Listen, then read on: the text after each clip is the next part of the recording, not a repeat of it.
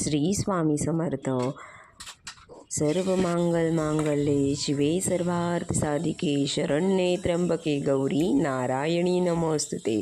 तर आपण अखंड दिवा प्रज्वलित करणार आहोत. तर ह्या कसा करायचा आहे तो मी सांगणार आहे. तर आपण तांदळाने आपण असं स्वस्तिक काढून घ्यायचं आहे. स्वस्तिक जर आपल्याला काढायचं नसेल तर अष्टकमल काढू शकता आपण. त्यानंतर मग आपण असं अखंड दिवा जो आहे तो आपण स्वच्छ धुवून घ्यायचा आहे. मातीचा असेल तर तो एक दिवस पाण्यामध्ये ठेवून दुसऱ्या दिवशी तो वापरायचा आहे. आणि मग त्या आपण दिव्यामध्ये तेल घ्यायचं आहे. तेल आपल्याला कोणतं आपल्याला पाहिजे ते घेऊ शकता. मी तिळाचं वापरते तर तुम्ही तिळाचं वापरा, किंवा तुम्हाला दुसरं मोहरीचं वगैरे वापरायचं असेल तर तुम्ही वापरू शकता. त्यानंतर मग दिवा आपण असा प्रज्वलित करून घ्यायचा आहे. दिव्याला हळदी कुंकू वगैरे लावून घ्यायचा आहे. दिवा आपला जाणार नाही याची काळजी घ्यायची आहे आपण. म्हणून त्याच्यासाठी आपण असे काचेचे दिवे असतील तर काच आपण वापरावी.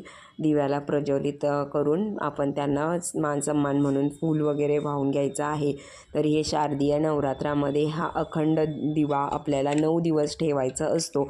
म्हणून मग आपण अशी साधी भोळी आपण ही सेवा करून घ्यायची आहे. आपण हा जो अखंड ज्योत आहे तो आपण आपल्या देवघरात स्थापन करू शकतो.